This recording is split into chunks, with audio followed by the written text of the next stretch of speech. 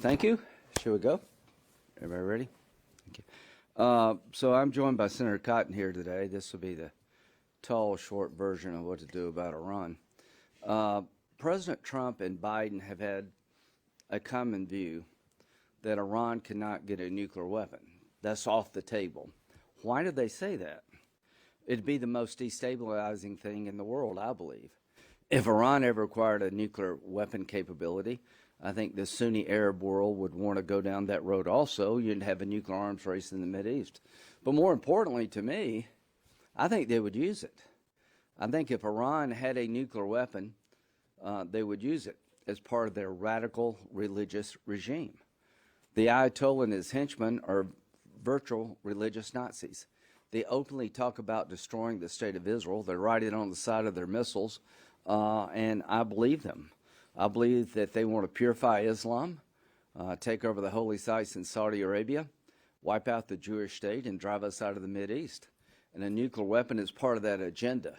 It's not an insurance policy for regime survivability. It is a weapon to carry out one of the most extreme religious ideas on the planet. So here's what we're doing today. Senator Cotton and I believe that the only way to prevent Iran from getting a nuclear weapon is for them to completely dismantle their enrichment program. Without enriching uranium, you cannot make a nuclear weapon. That is non-negotiable for us. Complete dismantlement. President Trump said that this weekend, and in our resolution, we describe in granular detail what dismantlement would look like. So if you want to know what the Senate Republicans think about dismantlement, you can read this resolution, and this resolution mirrors what Israel would be believes to be an acceptable outcome on dismantlement. They have enough highly enriched uranium, the Iranians do, to make at least 6 nuclear weapons. Now, Senator Cotton is the Intel chairman. He knows this space far better than I. But the difference between 60% enriched uranium and 90 is a very short walk. The stockpile they have achieved, again, would allow them, with just a little bit of time and extra effort, to produce 6 nuclear weapons at a minimum. What I want people to understand is that the Iranians claim that they enrich for peaceful nuclear power purposes, that their enrichment program is designed to make sure they have fuel for their reactor, their peaceful nuclear reactor. The question becomes, how much of the enriched uranium have they used regarding the Bashir reactor? Not 1 gram. They get their spent fuel to run the reactor from the Russians, and I'm okay with that. I'm okay with Iran having peaceful nuclear power. I'm okay with them building new nuclear power plants as long as they don't enrich. That the nuclear fuel supply comes from outside of Iran, it will be completely controlled. I'm okay with a 1-2-3 agreement with Iran like we have with the United Arab Emirates after they completely dismantle their enrichment program. And the history of this program is full of lying and cheating. The IAEA has caught Iran lying and cheating more times than I can count. So we're going to call the question sooner rather than later on Iran. This resolution by myself and Senator Cotton is designed to buy into the concept being pushed by the Trump administration. Complete dismantlement, and then, and only then, talking about a 1-2-3 arrangement for peaceful nuclear power.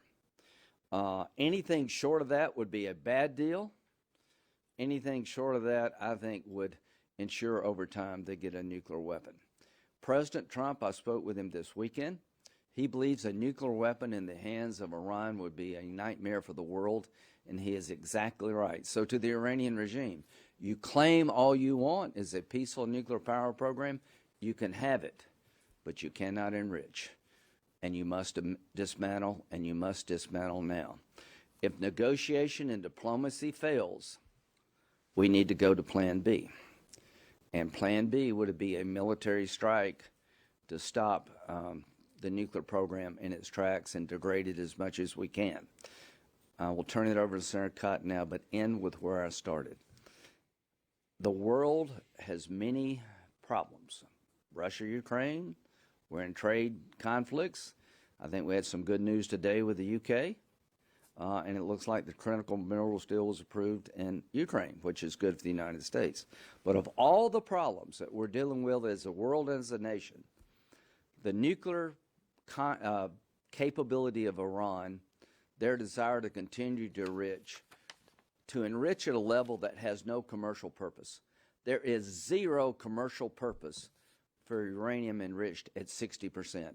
You only do that to have a threshold capability to make a weapon.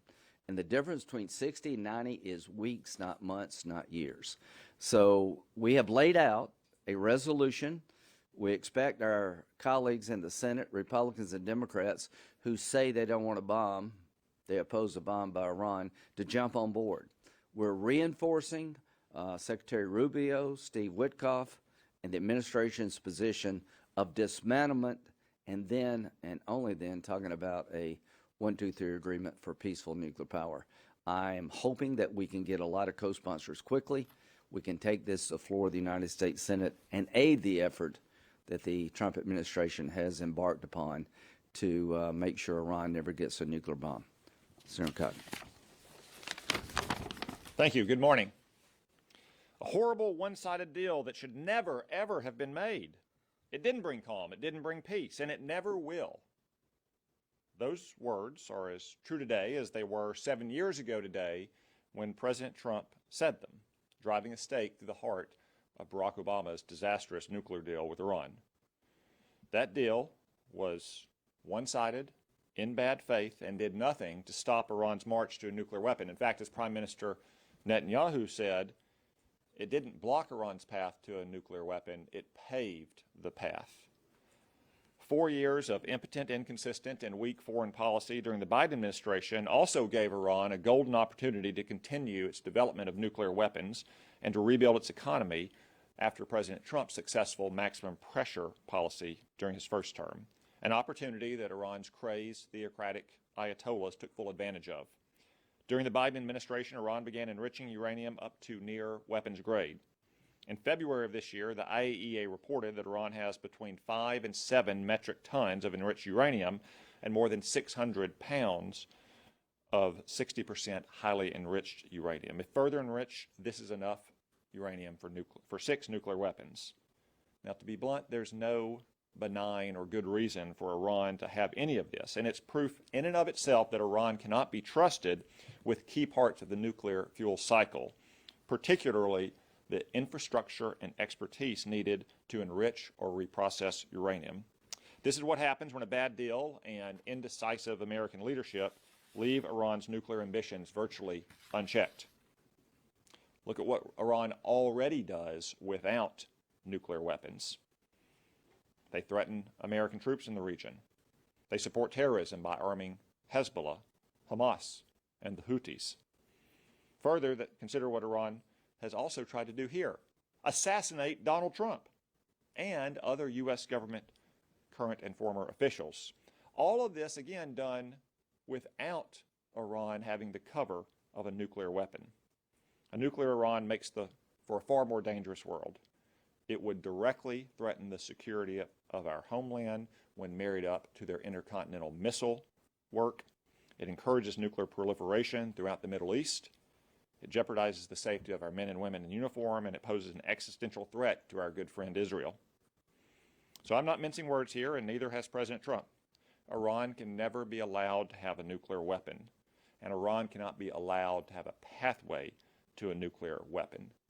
As Senator Graham said, as President Trump has said, that means the complete dismantlement of its nuclear program. There is no reason for Iran to have centrifuges or to enrich uranium. So we urge our colleagues to support this resolution, which echoes the letter President Trump sent to the Supreme Leader of Iran 2 months ago. It also poses Iran with a simple choice. Iran can either have a nuclear weapon or a nuclear program that is lying in ruins, smoking, destroyed, and dismantled, or it can have a peaceful civilian nuclear power program with no centrifuges, no enriching, no reprocessing, and no pathway to a nuclear weapon. All of this will be done in a verifiable manner under IAEA safeguards. So we commend President Trump's consistent and unwavering efforts to prevent a nuclear Iran, and we look forward to working with him and the administration to achieve this goal. Thank you, and we'll now open the floor to questions. Senator, what should our economic relationship with Iran look like? Lindsey, do you want to take it? Do you want me to? I think it depends on what they do. It's just not the nuclear program. That's one of several things that have to change. If they dismantle their nuclear program in a way that would allow us to have a 1, 2, 3 agreement, that's a start. Their missile program must be deterred and changed. Their support for terrorism throughout the region must end. If they did all these things, maybe we could have a normal relationship with Iran on the economic front. The key word is normal. There's nothing normal about this regime. They openly talk about destroying the Jewish state, and today is the 80th anniversary of the end of the war in Europe, May 8th, I believe. 80 years ago today, we destroyed Nazi Germany that tried to kill all the Jews. And what Tom and I are doing, along with President Trump, is taking off the table to do that in 2025 and beyond. So I think this is a poetic day. It's the 60-day mark from the letter that President Trump sent to the Ayatollah. 60 days ago, he sent a letter.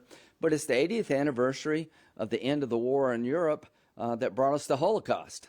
And I think our friends in Israel, one Holocaust is aplenty. So I am hoping to have a normal relationship with Iran, but they have to be normal, and they're anything but normal. And I would add what President Trump and Senator Graham and I have long said is that while Iran has killed thousands of Americans and fomented terrorism and violence throughout the Middle East, it's worth remembering that the first and the worst victims of the Ayatollah's regime are the Iranian people themselves. And as President Trump has said, we would love for the Iranian people to live in peace and prosperity, but their regime has to behave like a normal regime. The nuclear weapons threat is the most urgent and most serious threat, but Iran still has a space launch program, which is flimsy cover for a ballistic missile program. It still supports terrorism. It still oppresses its own people. The United States imposes sanctions on Iran for all of those behaviors. So while we would welcome an end to Iran's nuclear weapons program, the easy way or the hard way, it would only be a first step towards having any kind of normal relationship with Tehran. Senator Cotton, Iran is a lot weaker today than they were a year ago, or that Hezbollah has been eliminated as a proxy or seriously weakened. Their missile attack on Israel have been intercepted. What is your assessment on whether that makes them more likely to reach a deal along the lines that you have outlined today? And what is your assessment on how that has impacted their desire for a nuclear weapon or their decision-making on whether to restart their nuclear program? Well, I think Iran has always lived in mortal terror of the United States and what the United States might do to the Ayatollahs, especially when we have a strong president like Donald Trump or Ronald Reagan. When President Trump directed the killing of Iran's terrorist mastermind in January of 2020, Iran largely pulled in its horns for the rest of President Trump's first term. When Ronald Reagan sank half of Iran's navy in 1988, Iran again pulled in its horns. It stopped mining the Arabian Gulf, and within just a few months, the 8-year Iran-Iraq war ended. A reporter asked President Reagan in the midst of that conflict as he walked across the South Lawn to Marine One if we were now at war with Iran. And Reagan chuckled, as he often did, and said, no, Iran wouldn't be so stupid.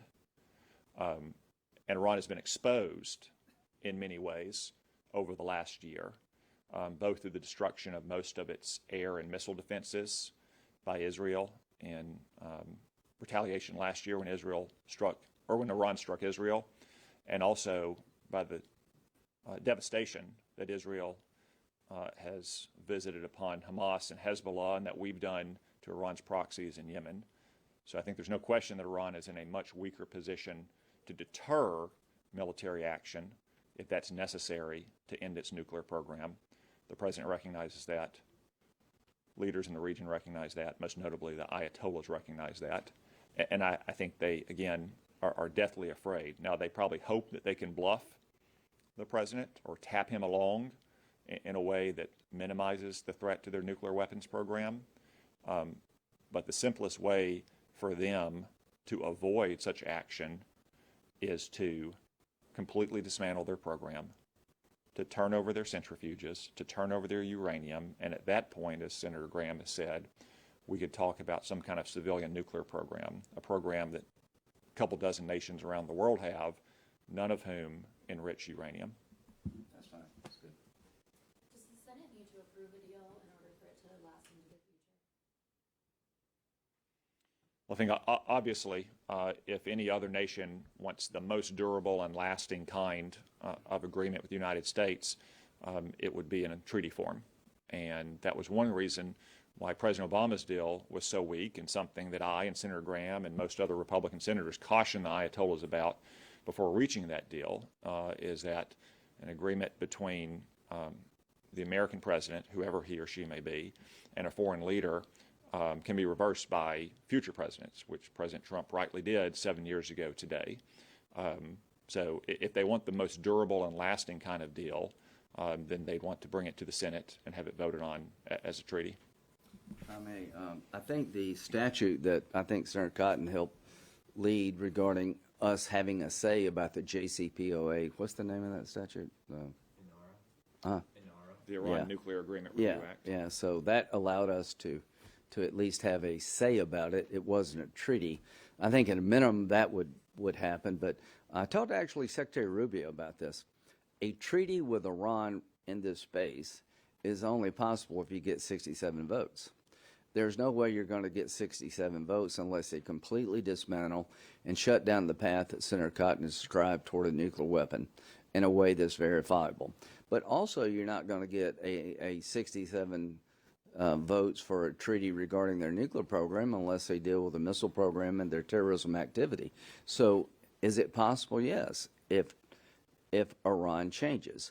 I would urge the Ayatollah to seriously consider what Secretary Rubio and Witkoff are proposing.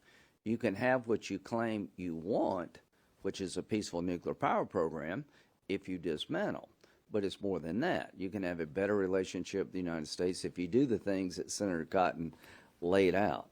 Without fundamental change, there is no pathway to a treaty in the United States Senate. And I would just add to that Senator Graham is right. I mean, Barack Obama's nuclear deal with Iran was hugely controversial because it was so weak, because it paved their path to a nuclear weapon. That's why it was opposed not just by Republicans, but by Democrats as well, to include Chuck Schumer, the Democratic leader in the Senate. I don't foresee a situation in which we'd be voting on a deal that would resemble anything like President Obama's deal, and therefore would be so hugely controversial. Secondarily, on the nuclear power front, it's also customary in some cases for the Congress, not just the Senate, to pass ordinary legislation that supports the so-called 1, 2, 3 agreements we have with other countries around the world to provide them with peaceful civilian nuclear power. Two questions. First, when you spoke to Trump or other negotiators, did they suggest that the Iranians have expressed any sort of willingness to consider full dismantlement? That's the first question. Second, Senator Graham, you've been in pretty frequent contact with the Saudis while trying to get a deal to normalize relations with Israel. Did the Saudis express to you how they would respond if Iran were to obtain a nuclear weapon? I'll answer the first part of the question, and I'll just say, as I sometimes do with President Trump, what you see is what you get. What he says to the American people is what he says to me, and I suspect what he says to Senator Graham as well. He's been totally clear in public, and he's repeated that in our conversations, that he wants the Iranian people to live in peace and prosperity.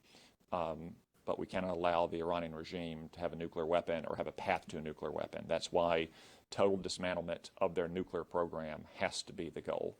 That's exactly what he said in public and exactly what he said to me in our conversations as well. Yeah, I can't add any more to that other than I talked to him about that this weekend. And he wants to pursue a diplomatic solution that achieves the goal. And the goal is to make sure they can't have a nuclear bomb by dismantling the process that would allow them to do it. Shut down the path, as Senator Cotton outlined. That is the foundation of any future relationship with Iran. As to Saudi Arabia, I don't want to speak for the country, but I'm fairly involved with them. I think if Iran achieved a nuclear weapon, Saudi and others in the region would act in kind. But they prefer a diplomatic solution. I talked to them yesterday. Dismantlement of Iran's nuclear capability that would lead them to a bomb would be welcome news throughout the region. One last question. Just ask if you have any reaction to the idea of changing the name of the Persian Gulf. It sounds like Trump might announce this later on. Do you feel like that is something that... So I think to correct the premise of your question, you mean the Arabian Gulf. As our military has long called it, and as most Arab nations in the region have called it as well, I have no issue with that at all. I think it reflects well on our relationship with our friends on the Arabian Peninsula that are our friends, to use the custom and practice that they do, as opposed to worry about sensitivities with Tehran. And I will just end it, we have to go here, is how long does this take? What's the end game here? Is to have a peaceful resolution, as we've described, that would be good for the region, good for the world. How much longer will this go on? We're talking weeks, not months, not years. The potential of Iranian breakout looms large here. Israel's desire to bring closure to this issue looms large here. Senator Cotton's desire, my desire to end this debate with some sense of finality looms large here. So we're not talking about long, protracted negotiations. It's a pretty clear choice. If you want peaceful nuclear power, here's the requirements to achieve that. If you want to be considered a normal nation, here's what you have to do to be considered normal. These things are fairly clear, not overly complicated. Dismantlement means exactly what we say, dismantle. Read the resolution. A 1, 2, 3 agreement, they're used all over the world. It's nothing exotic. It's beyond the nuclear program, it's the missile program, it's the support for terrorism. So making it clear what they need to do, I think we're helping achieve today. I think the Senate's on board with the Trump approach to solving this problem. But I just want to emphasize, we're talking about weeks, not months.